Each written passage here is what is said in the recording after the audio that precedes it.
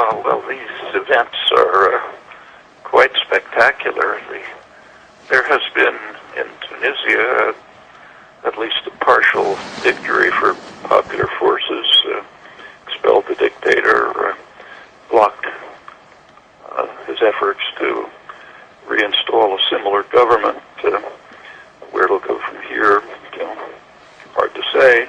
Egypt is just a remarkable demonstration of courage and enthusiasm on the part of a great mass of the population. I mean, to liberate Tahrir Square, to drive out the police, to stand up against state power, and to keep at it, to keep expanding the protests. That's really impressive. Very hard to think of counterparts anywhere in the world. I mean, people are comparing it with Eastern Europe, but it's nothing at all like that. I mean, for one thing, there's no Gorbachev among the imperial powers. And for another,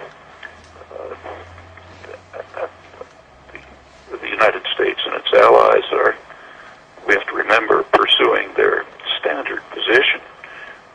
Democracy is fine, at least up to a point, in enemy domains, but we don't want it in our backyard. Democracy is okay and only if it supports strategic and economic objectives. So the protesters in Eastern Europe had very powerful support from the major powers in the world and not too much resistance, whereas here it's quite different. There's no great power support.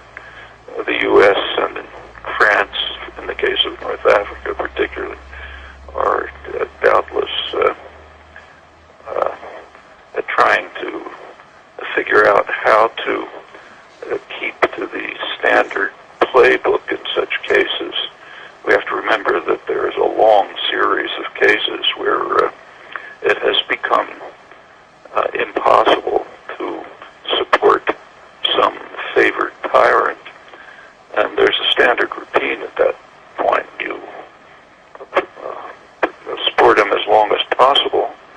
When it becomes impossible, for example, if the army turns against him, then turn 180 degrees, pretend to be supporting the popular uprising, erase the past. Of course, the past is embarrassing, and then work hard to try to restore a situation rather similar to the one that preceded, perhaps with some new names.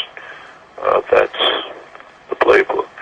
That's what the U.S., and Britain, and France have done repeatedly in recent years. Marcos in the Philippines, Duvalier in Haiti, Chun in South Korea, Ceausescu in Romania, who was a darling of the West.